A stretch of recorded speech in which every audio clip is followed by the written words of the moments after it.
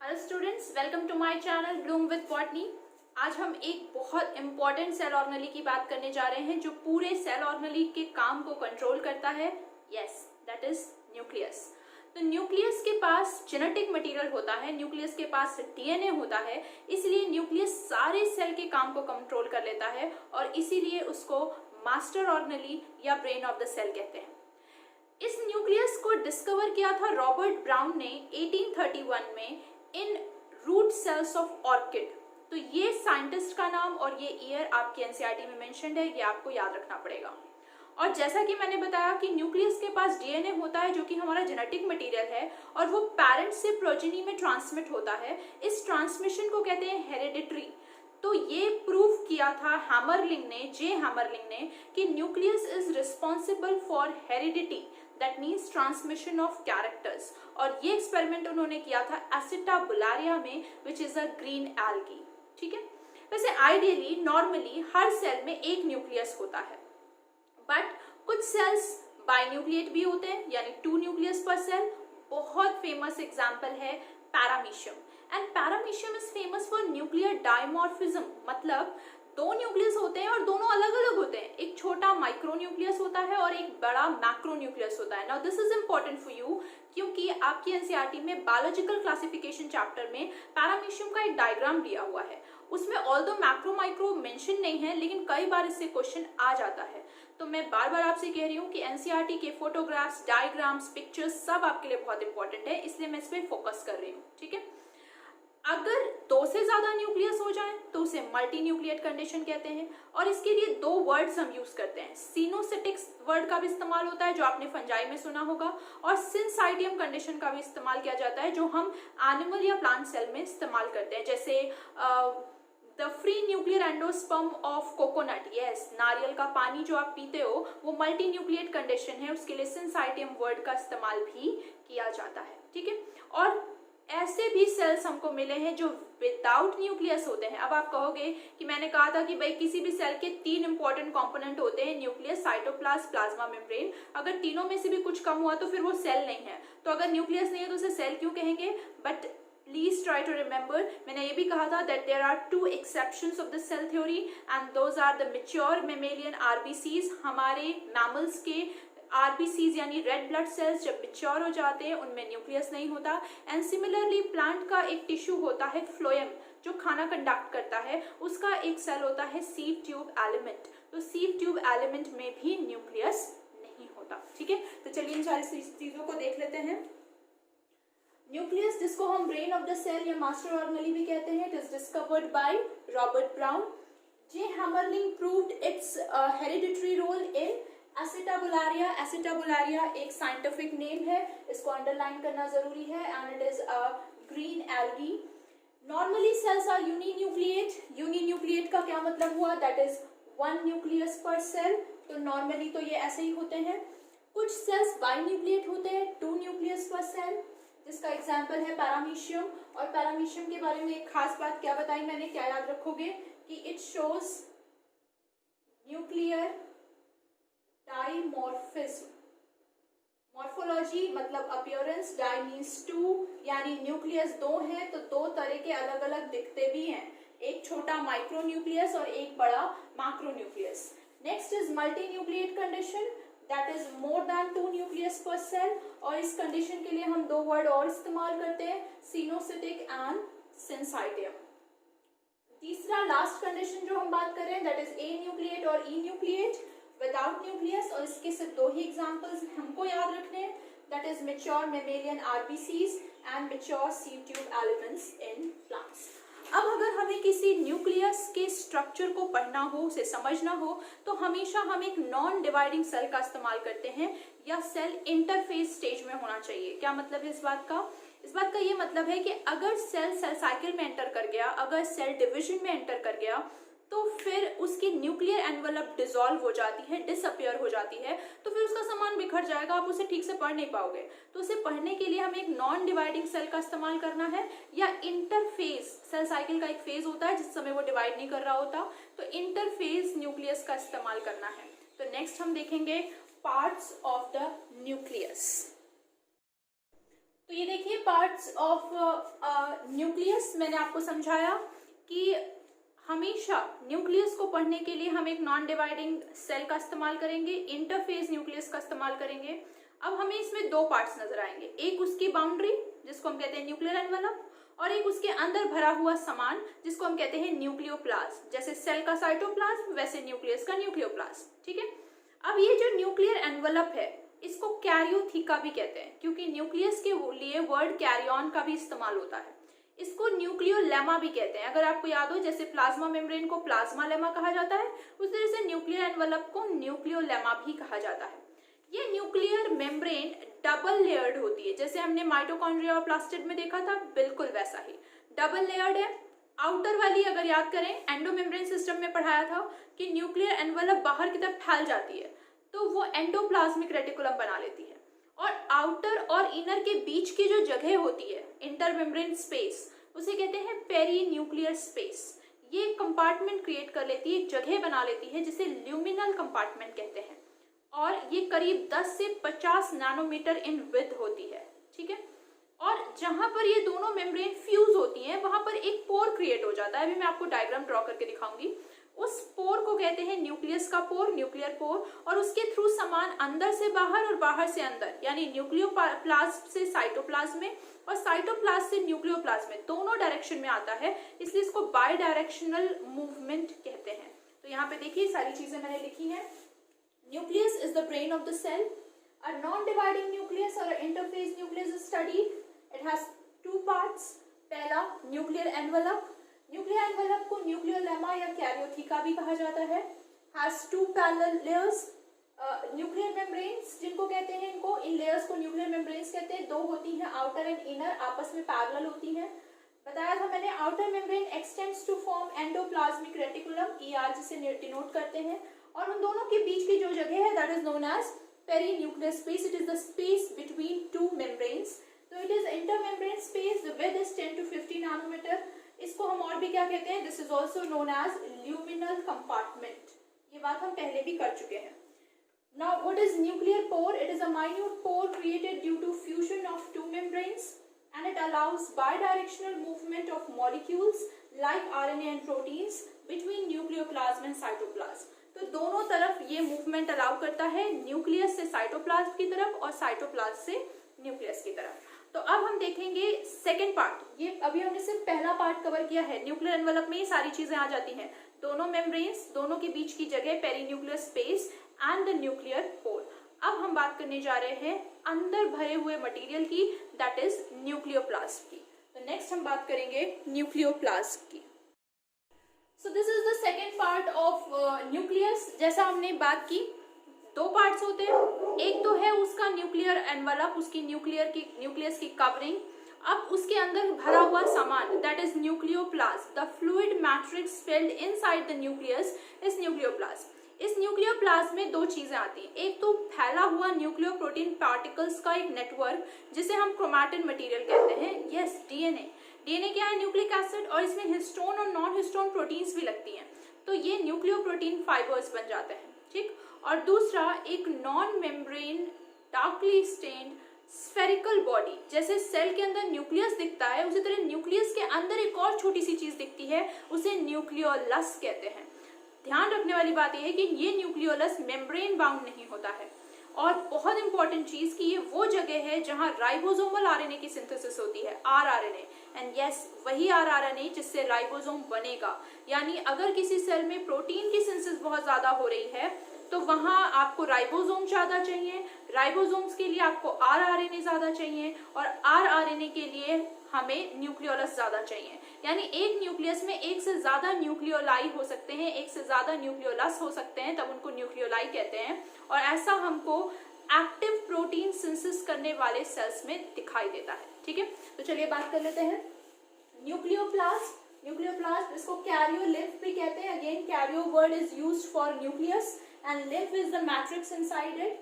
Nucleus SAP और laminar भी कहते हैं। It is the fluid matrix inside the nucleus and it contains two things. सबसे पहला nucleus, it is nucleolus. It was discovered by Fontana and term given by Bowman।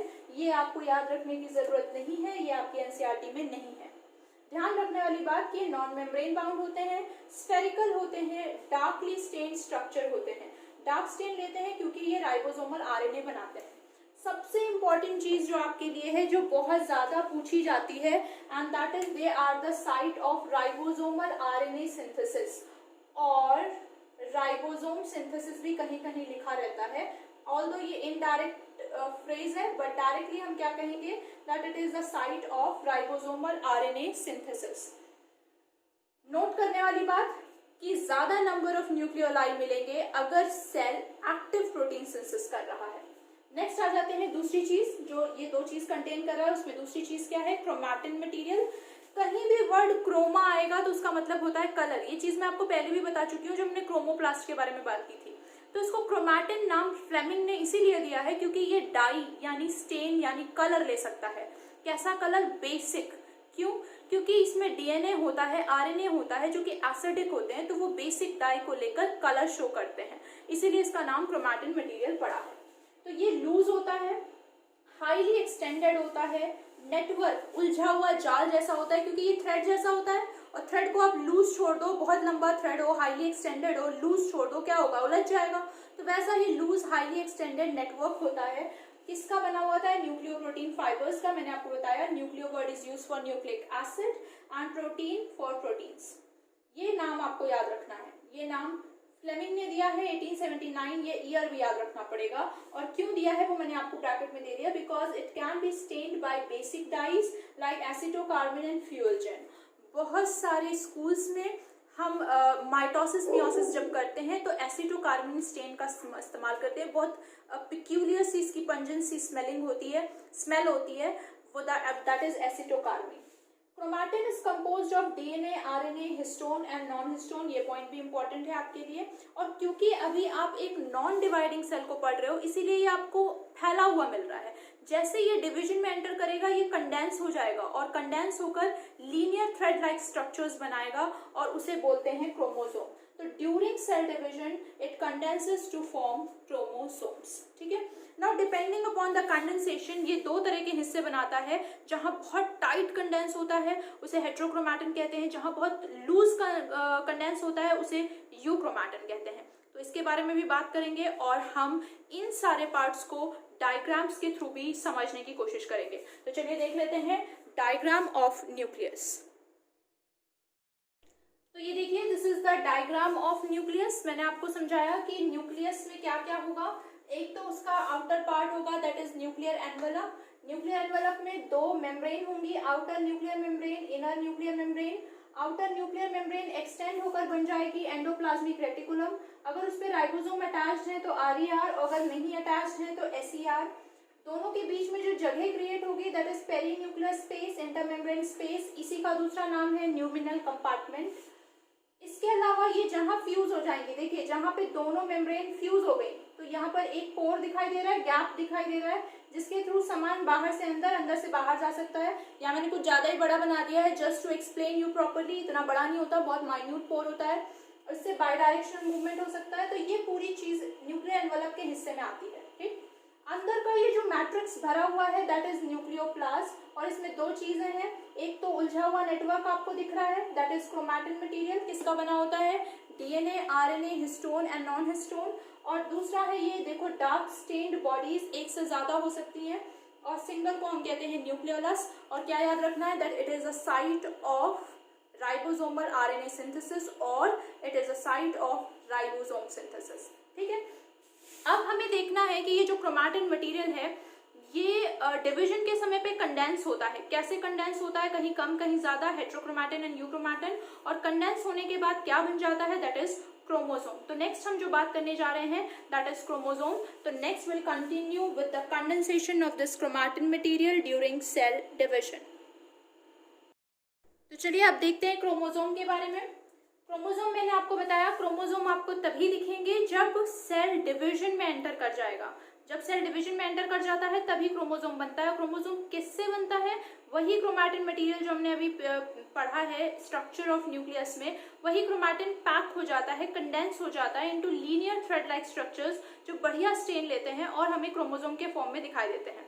इसको discover Hofmeister ने किया था और ये नाम वॉल्डेयर ने दिया था, ठीक है ना। जब ये पैक हो रहा होता है डीएनए, उसको छोटा करने के लिए, कंसाइज करने के लिए, तो कहीं पर बहुत टाइट पैक हो जाता है। जो हिस्सा नॉन कोडिंग होता है, हमारा पूरा डीएनए कोडिंग नहीं होता। कोडिंग का होने का मतलब पूरे डीएनए से प्रोटीन्स नहीं बनती, केवल कुछ हिस्सा उसका एक्टिव होता है, उसे हम कोडिंग हिस्सा कहते हैं। तो कोडिंग हिस्सा लूजली पैक होगा क्योंकि उसे बार बार ट्रांसक्रिप्शन ट्रांसलेशन करना है। ट्रांसक्रिप्शन क्या है? Conversion of DNA into RNA, और ट्रांसलेशन क्या है? Conversion of RNA into proteins. तो उसे क्योंकि बहुत रैपिडली ये सब करना है, इसलिए वो लूज पैक होता है, कम स्टेन लेता है, लाइट कलर का दिखाई देता है। और अगर ये बहुत टाइट पैक हो जाए, नॉन कोडिंग हो, वहाँ ट्रांसक्रिप्शन ना होना हो, तो फिर ये डार्क स्टेन लेता है, डार्क कलर का हिस्सा दिखाई देता है। यानी पूरे क्रोमैटिन में कहीं लाइट कहीं डार्क ऐसे हिस्से दिखाई देते हैं। डार्क हिस्से को हेटेरोक्रोमैटिन कहते हैं और लाइट कलर के हिस्से को यूक्रोमैटिन कहते हैं।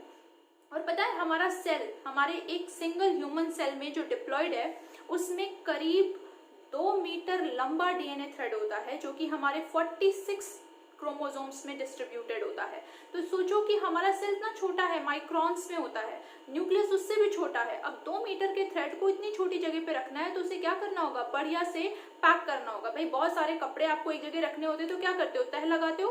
बिल्कुल वैसा ही सेल करता है। जब उसको बहुत बड़ा थ्रेड जो है वो प्रॉपरली पैकेज करके रखना होता है, 2 चीज़ों में डिस्ट्रीब्यूट करना होता है सेल डिवीजन के टाइम पर, तो वो उसकी पैकेजिंग कर देता है, कंडेंसेशन कर देता है, और तभी बनते हैं ये क्रोमोसोम्स। तो देखिए यहाँ पर discovered by Hofmeister, term given by वॉल्डेयर।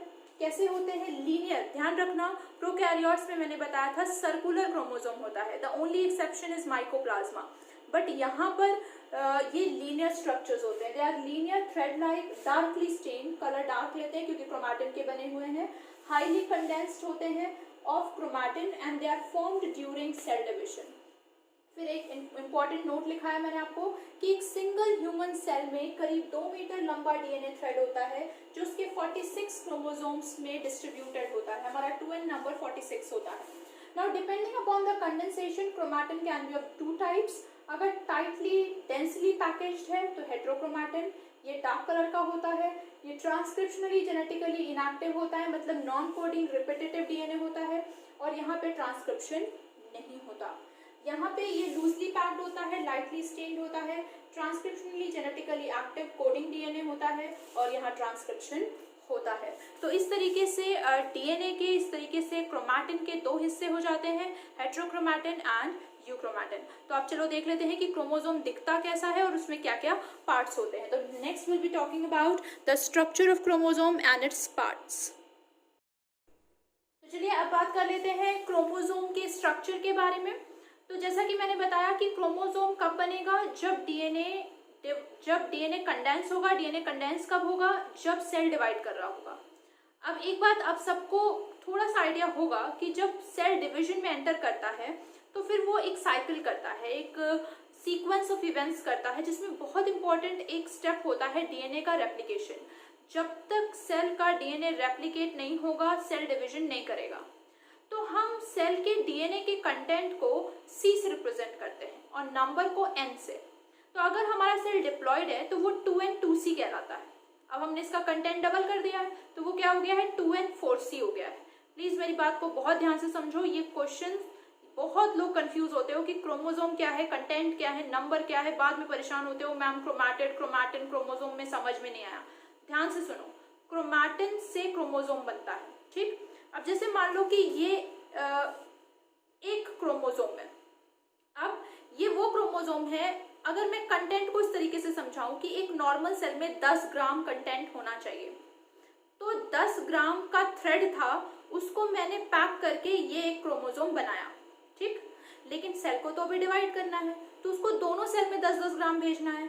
तो क्या करेगा सेल? पहले 10 ग्राम को डबल करके 20 ग्राम करेगा, उसके बाद डिवाइड करेगा। तो जब ये 20 ग्राम हो जाएगा तो ऐसे 2 थ्रेड बन जाएंगे ना, तो अब ये हो जाएगा, ठीक है।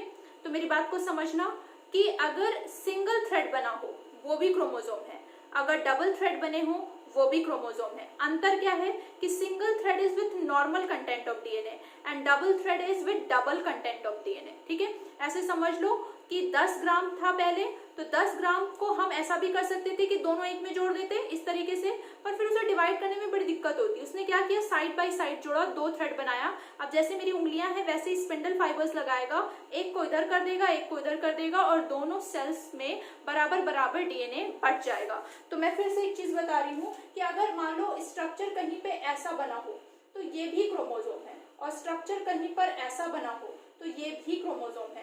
They both are chromosome. अंतर क्या है कि this is with normal content of DNA 2C condition है, और इसमें 4C कंडीशन है, इसकी डबल कंडीशन है। तो हमेशा ये जो 2 थ्रेड्स होते हैं ये आपको तब दिखाई देते हैं जब डीएनए डबल हो चुका होता है। और डीएनए डबल कब होता है, जब सेल को डिवाइड करना होता है, और हमें क्रोमोसोम तभी दिखते हैं जब सेल डिवीजन में जाता है। तो इसीलिए हमेशा भी डबल कंटेंट के हमें क्रोमोसोम दिखते हैं। अब मैंने आपको क्या बताया कि इसी थ्रेड की मैंने कॉपी की है। अगर मैं मोर स्पेसिफिकली अगर आपको दिखाऊं तो जैसे मान लीजिए कि ये थ्रेड था और इसी की मैंने कॉपी की है, बिल्कुल एक जैसा है ना ये। तो अब ये बिल्कुल एक दूसरे के आइडेंटिकल हाफ्स हैं, बिल्कुल सेम कॉपी है क्योंकि रेप्लिकेशन से बना है। तो इन दोनों को क्या कहा गया, सिस्टर क्रोमैटिड। तो ध्यान रखना, ये पूरी एक सिस्टर क्रोमैटिड, ये पूरी दूसरी सिस्टर क्रोमैटिड, और ये हो गया डबल सिस्टर क्रोमैटिड वाला एक सिंगल क्रोमोसोम जिसमें डबल कंटेंट ऑफ डीएनए है। अगर सिंगल कंटेंट ऑफ डीएनए होता तो एक ही थ्रेड होता। अब ये आप कहो कि नॉर्मल कंटेंट ऑफ डीएनए के क्रोमोसोम में एक सिस्टर क्रोमैटिड होती है, ऐसा नहीं बोलते। जब तक 2 साथ में नहीं होंगी तब तक हम उनको सिस्टर बोलेंगे नहीं। कोई अकेले होता है तो उसे बहन थोड़ी बोलते हैं। जब 2 लड़कियां होती हैं तब कहते हैं ना बहन है। अगर अकेली लड़की है तो उसे बहन क्यों बोलेंगे। सिमिलरली 2 थ्रेड्स होंगे तभी सिस्टर क्रोमैटिड वर्ड्स इस्तेमाल किया जाता है। अगर सिंगल है तो फिर उसको सिस्टर क्रोमैटिड नहीं कहते, उसको क्रोमोसोम कहते हैं। This is a chromosome with single thread and this is a chromosome with double content with 2 identical halves and 2 identical halves are known as sister chromatid। और ये सिस्टर क्रोमैटिक एक point पर attached होती है। अगर मैं ऐसे दिखाऊं तो ये देख रहे हो एक जगह पे जुड़ी हुई है। जो जिस जगह से ये जुड़ी हुई है उसको कहते हैं प्राइमरी कंस्ट्रक्शन यानी सेंट्रोमियर। बात समझ में आई। ये 2 आइडेंटिकल हाफ एक पॉइंट पर एक दूसरे से जुड़े होते हैं and that point is known as centromere और प्राइमरी कंस्ट्रक्शन। इस सेंट्रोमियर के दोनों तरफ एक 3 लेयर का प्रोटीन का बना हुआ डिस्क जैसा स्ट्रक्चर होता है जहां स्पिंडल फाइबर अटैच होकर दोनों को अलग करती हैं। तो आप समझ लीजिए मेरी उंगलियां स्पिंडल फाइबर्स हैं, ये सेंट्रोमियर है, और सेंट्रोमियर के पास इनको अटैच करने के लिए, इस उंगलियों को अटैच करने के लिए, स्पिंडल फाइबर को अटैच करने के लिए डिस्क जैसा स्ट्रक्चर है जिसे काइनेटोकोर्स कहते हैं। ये काइनेटोकोर स्पिंडल फाइबर को अटैच होने में हेल्प करता है और जिसकी वजह से दोनों अलग होती हैं और दोनों अलग अलग डॉटर सेल्स में चली जाती हैं। तो चलिए कुछ चीजें यहाँ से देखते हैं। क्रोमोसोम के स्ट्रक्चर के बारे में बात करने जा रहे हैं। मैंने साफ साफ लिख दिया है each chromosome with double content of DNA. अगर आपका कंटेंट नॉर्मल होगा तो आपका क्रोमोसोम ऐसा नहीं दिखाई देगा, लेकिन क्रोमोसोम हमें तभी दिखाई देता है जब सेल साइकिल होती है, और सेल साइकिल तभी होती है जब डीएनए डबल होता है, इसीलिए हमें क्रोमोसोम ऐसा ही दिखाई देता है। तो डबल कंटेंट ऑफ डीएनए होगा तो it has 2 identical exactly similar, क्योंकि वो रेप्लिकेशन से बनी है। 2 identical halves known as sister chromatid. तो यहाँ ध्यान दीजिए, अब बहुत बच्चे कहते हैं इसमें 4 सिस्टर क्रोमैटिड है। प्लीज कंफ्यूज मत होना, इनको अलग अलग काउंट नहीं करते हैं। क्या बताया मैंने, पूरे एक को एक सिस्टर क्रोमैटिड कहेंगे, पूरे दूसरे को दूसरी सिस्टर क्रोमैटिड कहेंगे। यानी यहाँ से लेकर यहाँ तक पूरा एक थ्रेड एक सिस्टर क्रोमैटिड है और पूरा दूसरा थ्रेड दूसरा सिस्टर क्रोमैटिड है। ठीक है, और ये एक जगह पे जुड़ी हुई है। They are held together at primary construction known as centromere. तो ये जो पॉइंट दिखा रही हूँ मैं एरो करके, that is primary constriction and इस प्राइमरी कंस्ट्रक्शन का नाम है सेंट्रोमियर। और आप देखो मैंने उसके दोनों तरफ ये 3 लाइन ड्रॉ की है रेड कलर से। तो ट्राइलैमेलर, ट्राइलैमेलर का क्या मतलब होता है, ट्राइलैमेलर का मतलब होता है 3 लेयर्ड और प्रोटीन की बनी होती है। ये ट्राइलैमेलर का क्या मतलब है, इस ट्राइलैमेलर का मतलब होता है 3 लेयर्ड। तो 3 लेयर की ट्राइलैमेलर प्रोटीनेशियस डिस्क जैसा स्ट्रक्चर होता है दोनों तरफ, और वो क्या करता है, ये इंपॉर्टेंट पॉइंट है आपके लिए, कि वो प्रोवाइड करता है attachment site to spindle fibres. यहाँ से एक स्पिंडल फाइबर जुड़ेगी, यहाँ से एक स्पिंडल फाइबर जुड़ेगी और दोनों सिस्टर क्रोमैटिड्स को अलग करके दोनों को अलग अलग सेल्स में भेज देगी। ठीक है, अब आपको क्या देखना है कि जहां सेंट्रोमियर है अब आपको हॉरिजॉन्टल देखना है। ठीक है, पूरा नीचे का पूरा हिस्सा यानी दोनों सिस्टर क्रोमैटिड्स का नीचे का हिस्सा क्यूआर कहलाता है, और सेंट्रोमियर से ऊपर का हिस्सा पी आर्म कहलाता है। ये पी वर्ड दिया गया है फॉर पेटाइट। पेटाइट कहीं भी आएगा, पेटाइट का मतलब होता है छोटा, और हमेशा स्मॉल लेटर से रिप्रेजेंट करते हैं। और मुझे याद आ रहा है लास्ट टू लास्ट ईयर ये क्वेश्चन आया था आपके नीट में कि what is P arm represent, what is Q arm represents. तो ये आपकी एनसीईआरटी में ऑल्दो नहीं है, पर नीट में आया हुआ क्वेश्चन है, आपको आना चाहिए। और इसलिए आना चाहिए क्योंकि ये जेनेटिक्स में, 12th में जेनेटिक्स में जो पोर्शन होता है उसमें इसका बहुत इंपॉर्टेंस होता है। तो ध्यान रखिए, हमेशा हर क्रोमोसोम की ये जो दो आर्म्स हैं, हॉरिजॉन्टल ऊपर वाली पूरी, हॉरिजॉन्टल नीचे वाली पूरी, ये जो दो आर्म्स हैं कभी इक्वल नहीं होती, एग्जैक्टली इक्वल नहीं होती, स्लाइटली डिफर करती हैं। ऊपर वाली जो है वो छोटी होती है, इसे पेटाइट पी आर्म कहते हैं, this is upper short arm. और नीचे वाली लंबी होती है, इसे लोअर क्यू आर्म कहते हैं। ठीक है ना। एंड्स को देखिए, जहां पे क्रोमोसोम खत्म हो रहा है, मैंने रेड डॉट बनाया है, दोज आर नोन एज टीलोमियर्स। तो 4 टीलोमियर्स हैं यहाँ पर, 4 एंड्स हैं यहाँ पर, तो each end is known as telomere. और telomere non coding repetitive DNA का बना होता है, और इसका काम होता है क्रोमोसोम के एंड्स को सील कर देना, बंद कर देना, और डिसाइड करना कि इसकी इतना ही साइज एंड शेप होगा। यानी वो क्रोमोसोम की आइडेंटिटी को मेंटेन करता है, प्लस वो डिवीजन के वक्त होने वाले क्रोमोसोम के लॉस को बचाता भी है। ये बहुत इंपॉर्टेंट पॉइंट है। तो telomeres are the ends of the chromosome, they are made up of repetitive non coding sequences, they seal the end of the chromosome and they prevent the loss of chromosome during cell division, and they maintain identity of the chromosome, कि उसका perfect shape और size क्या होगा, ये टीलोमियर्स decide करते हैं। So this is the structure of chromosome। Again फिर से देख लीजिए, पूरे एक थ्रेड को ऊपर से नीचे से लेकर नीचे तक पूरा एक थ्रेड, एक सिस्टर क्रोमैटिड। इसी तरीके दो बिल्कुल आइडेंटिकल थ्रेड्स हैं, इनको बोला गया 2 सिस्टर क्रोमैटिड्स। जिस पॉइंट पर अटैच है प्राइमरी कंस्ट्रक्शन सेंट्रोमियर, उसके दोनों तरफ 3 लेयर का प्रोटीनेशियस डिस्क जैसा structure kinetochore, which provides the attachment site to spindle fibres. And horizontally अगर हम देखें तो पूरा ऊपर का portion is upper short arm P R, and पूरा नीचे का portion is lower longer arm. P के ऑपोजिट नाम दे दिया गया Q, Q R. And the ends are known as telomeres, which are made up of repetitive sequences. They seal the ends and they prevent the loss. They maintain the identity of the chromosome. Now इसी centromere की position के हिसाब से ये जो chromosomes होते हैं ये कई टाइप्स के हो सकते हैं। तो चलिए अब हम बात करते हैं types of chromosome on the basis of the centromere position and the arm length. ठीक है, तो नेक्स्ट हम बात करने जा रहे हैं टाइप्स ऑफ क्रोमोसोम्स की। तो चलिए अब बात करते हैं टाइप्स ऑफ क्रोमोसोम्स की। और मैंने आपको बताया कि ये टाइप्स किसके हिसाब से हैं, ये सेंट्रोमियर की पोजीशन और आर्म्स की लेंथ के हिसाब से हैं। अगर सेंट्रोमियर बिल्कुल नियरली बीचों बीच में हो और दोनों आर्म्स लगभग बराबर हो तो फिर उसे मेटासेंट्रिक कहते हैं। इसको आइसोब्रेकियल या मीडियन क्रोमोसोम भी कहते हैं।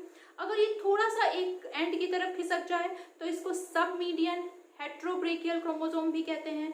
और अगर ये ज्यादा खिसक जाए, एक आर्म बहुत छोटी एक बहुत लंबी दिखाई दे, तो उसे एक्रोसेंट्रिक कहते हैं। और एकदम अगर टीलोमियर पे ही सेंट्रोमियर पहुंच जाए तो उसे टीलोसेंट्रिक कहते हैं, वहां केवल एक ही आर्म दिखाई देती है। ठीक है, तो यहाँ देखिए, on the basis of centromere position and arm lengths, ये 4 टाइप के क्रोमोसोम होते हैं, मेटासेंट्रिक, सब मेटासेंट्रिक, एक्रोसेंट्रिक एंड टीलोसेंट्रिक। आपसे मैं कहूंगी आप डायग्राम पे जरा ध्यान दो। यहाँ पे देखो सेंट्रोमियर बिल्कुल बीचों बीच में है, इसको आइसोब्रेकियल मीडियन क्रोमोसोम भी कहते हैं। Centromere is nearly in the middle, both the arms are nearly equal in length, दोनों लगभग बराबर ही होती हैं। और अगर आप सोचो कि इसको यहाँ से एक डंडी अटैच करो और इसको खींचने लगो तो क्या होगा, दोनों आर्म का शेप ऐसा हो जाएगा। तो it appears V shape during anaphase. Cell cycle में मैं आपको पढ़ाऊंगी कि एनाफेज स्टेज में स्पिंडल फाइबर अटैच होती है काइनेटोकोर से और उसको खींचना शुरू करती है ऑपोजिट पोल्स की तरफ, तो वहां पर उसका शेप कैसा हो जाता है, वी शेप हो जाता है। यहाँ पर देखिए, इसको हेट्रोब्रेकियल या सब मीडियन कहते हैं। It is slightly towards one and, एक आर्म थोड़ी छोटी है, एक आर्म थोड़ी बड़ी है, तो it is slightly towards one end, one arm is slightly longer than other and it appears L shape, ऐसा शेप नजर आएगा, एक आर्म थोड़ी छोटी और एक थोड़ी बड़ी। ये टर्मिनल पे पहुंच रहा है सेंट्रोमियर, लेकिन पूरी तरह से एंड पे नहीं पहुंचा, सो सब टर्मिनल है, more towards one end, one arm is very long, another is very short, J shape। तो अब ऐसा शेप नजर आएगा, ये आर्म और छोटी हो गई, ये आर्म और बड़ी हो गई। And telocentric terminal chromosome, centromere is at the end, only one arm is visible and is I shape. अब इसको यहाँ से अटैच करके खींचोगे तो सिर्फ यही दिखाई देगा, so it is I shaped. तो ये 4 टाइप के क्रोमोसोम होते हैं. और एक एक्स्ट्रा चीज मैं आपको बता रही हूँ, ह्यूमंस के ज्यादातर क्रोमोसोम मेटासेंट्रिक होते हैं. Mostly human chromosomes are metacentric and this telocentric is very rarely found. ये बहुत रेयरली ही पाया जाता है. ठीक है, तो अब हम एक स्पेशल टाइप की क्रोमोसोम की बात करेंगे, दैट इज सैट क्रोमोसोम. अब हम बात करने जा रहे हैं सैट क्रोमोसोम की. सैट क्रोमोसोम, इसको सैटेलाइट क्रोमोसोम या मार्कर क्रोमोसोम कहते हैं. और सैट का वैसे तो फुल फॉर्म होता है sine acid thymo nucleinico, but आपको इससे मतलब नहीं है. जो काम की बात है वो सुनिए. मैंने अभी आपको समझाया कि क्रोमोसोम में एक कंस्ट्रिक्शन होता है. कंस्ट्रिक्शन समझते हो, जहां पे कोई चीज दब जाती है उसे कंस्ट्रिक्ट होना कहते हैं, सिकुड़ जाना कहते हैं. ठीक है, तो वहां पे एक कंस्ट्रिक्शन होता है जिसे सेंट्रोमियर कहते हैं. वो प्राइमरी कंस्ट्रिक्शन है. कुछ क्रोमोसोम में इसके अलावा भी एक पॉइंट मिलता है जहां कंस्ट्रिक्शन दिखता है, उसे कहते हैं सेकेंडरी कंस्ट्रिक्शन. पहली बात कि ये नॉन स्टेनिंग होता है. दूसरी बात, ये एक फिक्स्ड लोकेशन पे होता है. तीसरी बात, इस सेकेंडरी कंस्ट्रिक्शन को NOR भी कहते हैं, न्यूक्लियोलर ऑर्गेनाइजिंग रीजन. मतलब ये वो जगह है जहां न्यूक्लियोलस बनेगा. ये चीज मैंने आपको राइबोसोम पढ़ाते वक्त भी बताई थी. तो न्यूक्लियोलस जहां होगा वहीं RNA बनेगा, वहीं राइबोसोम की सिंथेसिस होगी. So secondary satellites are also known as, secondary constriction are also known as NOR. और इस सेकेंडरी कंस्ट्रिक्शन के बियॉन्ड जितना हिस्सा क्रोमोसोम का होगा उस हिस्से को सैटेलाइट कहेंगे, और इसीलिए इसका नाम सैटेलाइट क्रोमोसोम पड़ा है ना. उसको सैटेलाइट क्यों कहते हैं? क्योंकि ये किसी स्पीशीज को आइडेंटिफाई करने में हेल्प करता है, and that is why it is also known as marker chromosome. बहुत बढ़िया एग्जाम्पल अपना ही हम लोग देखते हैं ह्यूमंस का. ह्यूमंस में 5 पेयर हैं सैट क्रोमोसोम के, यानी 10 क्रोमोसोम्स हैं. और वो 5 पेयर कौन से हैं? Chromosome 13, 14, 15, 21 and 22. यानी 13 का पेयर, 14 का पेयर, 15 का पेयर, ये क्रोमोसोम नंबर है हमारे. और 21 और 22 इनमें सैटेलाइट पाई जाती है, सेकेंडरी कंस्ट्रिक्शन पाया जाता है. So this is SAT chromosome. चलिए देख लेते हैं. सैट क्रोमोसोम, मैंने फुल फॉर्म यहाँ लिखा है sine acid thymo nucleinico, but इसकी जरूरत आपको नहीं है. हमको जरूरत किसकी है कि they are also known as satellite और मार्कर क्रोमोसोम.